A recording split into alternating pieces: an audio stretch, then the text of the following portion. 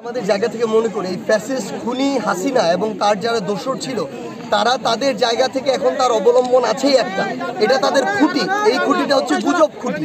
এই খুঁটির উপরে দাঁড়িয়ে এখন তারা বাংলাদেশের মানুষের মধ্যে বিভাজন তৈরি করার চেষ্টা করতে যাচ্ছে, বাংলাদেশের মানুষকে বিভ্রান্ত করতে যাচ্ছে। কিন্তু তারা জানে না যে তারা আসলে যে এক প্রকার আসলে মানে ছাগলের উত্তরসূরি, এটা বাংলাদেশের মানুষ এখন জানে এবং এটার প্রমাণ বাংলাদেশের মানুষ 5ই আগস্টে করে দিয়েছে। বাংলাদেশের মানুষ খুব ভালো করেই জানে যে তারা এই যে হাজার হাজার কোটি টাকা দেশ থেকে লুটপাট করেছে, ওই টাকা দিয়ে দেশে তো মুখ দেখানোর মতো মুখ তাদের নাই, মুখে তাদের অলরেডি চুনকালি মাখা।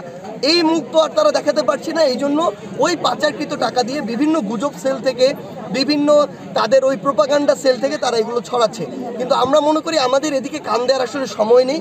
বাংলাদেশের মানুষ যথেষ্ট বিবেকবোধ সম্পন্ন, বাংলাদেশের মানুষ এগুলোকে পাত্তা দেয় না, বরং এগুলো তাদের বিনোদনের খোরাক যোগায়। আমরা আমাদের জায়গা থেকে মনে করি আমাদের কাজ হচ্ছে এই যে মানুষ এত বড় একটি অভ্যুত্থান ঘটিয়েছে তা মানুষের স্বপ্ন স্পিরিটকে সামনে রেখে কাজ করে যাওয়া। এই জন্য আমরা জেলায় জেলায় ঘুরে বেড়াচ্ছি এবং মানুষের কথা শুনছি, মানুষের কাজগুলো করার চেষ্টা করছি আমরা আমাদের জায়গা থেকে, এবং আমরা সেই কাজগুলো করে যাব। আমরা মনে করি আমরা এই গুজবগুলোকে যদি বিন্দুমাত্র পাত্তা দেই, সেই পাত্তা দেওয়া আমাদের সময় নষ্ট, যেই সময় নষ্ট করার মতো সময় আমাদের নেই।